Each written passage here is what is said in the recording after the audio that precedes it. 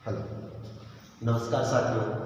आज आपके सामने मैं रेट लेवल 2 साइंस और मैथ की जो एक कट ऑफ रहने वाली है इसके बारे में आपसे चर्चा कर रहा हूँ। वैसे देखो, साइंस और मैथ का मैं वो टीचर नहीं हूँ, मैं एक्चुअली टीचर जीके और हिंदी का हूँ, लेकिन हमारे जो विशेषज्ञ हैं उनसे मैंने पड़ताल करने के बाद में और उनको सटीक विश्लेषण के बाद में यह जानकारी आपके सामने मैं दे रहा हूँ। तो सबसे पहले हम बात करते हैं कि जो साइंस और मैथ की जनरल की मेरिट है वो कितने रहने की संभावना है। इस बार जो हमारे आनंद जी हैं, विपुल जी हैं, राकेश जी हैं, उन सरों से डिस्कशन के बाद में हमने एक चीज़ प्राप्त की कि जो साइंस की मेरिट ज़्यादा नहीं रहेगी, सबसे कम साइंस मैथ की मेरिट है वो आने की संभावना है। और 100 जनरल में 178 से अगर किसी भी भाई बहन में 180 अंक तक आ रही है तो उनका साइंस के अंदर मैथ्स या साइंस में सिलेक्शन है वो आराम से बन जाएगा। फिर बात करते हैं कि अगर ओबीसी के अंदर ये मेरिट कितनी रह सकती है, तो आपकी जानकारी के लिए बता दें ओबीसी की मेरिट एकदम कम रहने की संभावना है और 172 से 175 अंक तक किसी के भी बन रहे हैं। कितने? 172 से लेकर 175 अंक तक अगर किसी के भी बन रहे हैं तो आप समझ लेना आपका ओबीसी के अंदर है वो चयन पक्का हो जाएगा। अब बात करते हैं अगर ईडब्ल्यूएस में। देखो, ईडब्ल्यूएस में मेरिट हमेशा ओबीसी से कम आती है, ठीक है ना। तो ईडब्ल्यूएस की अगर बात करें, ईडब्ल्यूएस के अंदर जो मेरिट है वो 170 से 73 रहने की संभावना है। कितनी है? 170 से लेकर 173 रहने की है वो पूरी संभावना है। और इसी कड़ी के अंदर, हाँ भाई सुन रहे हो ना आप? हाँ, तो इसी कड़ी के अंदर एमबीसी जो स्टूडेंट है ना उनकी मेरिट है वो एकदम डाउन आ जाएगी। जो एमबीसी उनकी मेरिट है वो 161 से 164 के मध्य है, वो एमबीसी स्टूडेंट है, उनकी आने की संभावना है। अब बात करते हैं एक और कैटेगरी की हमारे यहाँ पर जब मेरिट बनती है तो ऐसी कैटेगरी।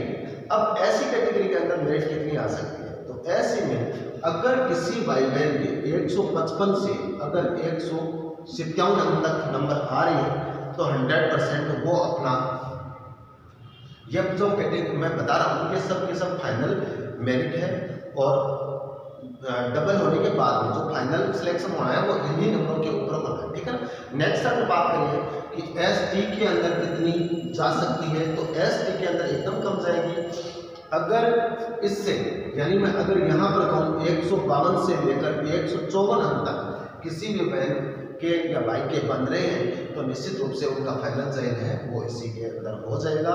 ये ज़्यादा इस बार जो रीट मेंस का एग्जाम हुआ था और उसकी आने के बाद में जो रिजल्ट आया सामने वो पूरा का पूरा यही था। और सबसे कम अगर मेरिट रहेगी इस बार, सबसे कम अगर मेरिट रहेगी वो इसी साइंस और मैथ की रहने वाली है, क्योंकि साइंस और मैथ का जो पेपर था उनमें जिनको साइंस आ रही थी उनको मैथ्स नहीं आ रही थी, जिनको मैथ्स आ रही थी उनको साइंस के क्वेश्चन नहीं आ रहे थे। और साइंस और मैथ्स वालों का जो जीके होता है वो एकदम लो होता है और इस बार करंट भी थोड़ा सा अलग टाइप में दिया था। कुल मिलाकर जो कारण आप जानते हो कि बहुत सारे कारण हैं और ये जो सटीक विश्लेषण मैंने दिया है ये 3 मैंने प्रमुख टीचरों से पूछ करके जो फर्स्ट ग्रेड, सेकंड ग्रेड और थर्ड ग्रेड तीनों ग्रेडों में सिलेक्ट हैं उनका पूर्ण विश्लेषण करने के बाद में आपको मैंने पूरी मेरिट दी है। अगर आपके इतने अंक आ रहे हैं तो आप राजस्थान की इस भर्ती के अंदर शिक्षक बन चुके हैं। आपको सबको जो इतने अंक वाले हैं इनमें से आप 1 प्लस और 1 माइनस भी करके आप जोड़ सकते हो।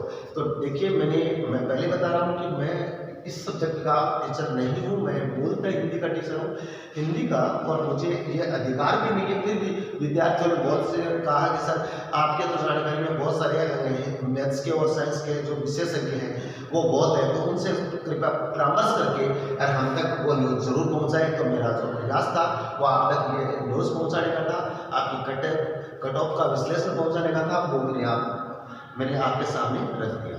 तो ठीक है, जिनके इतने अंक बनते हैं उनको सबको शुभकामनाएं और आगे भी परीक्षा बहुत आ रही है तो प्लीज़ आप इस चैनल को सब्सक्राइब कर लेना।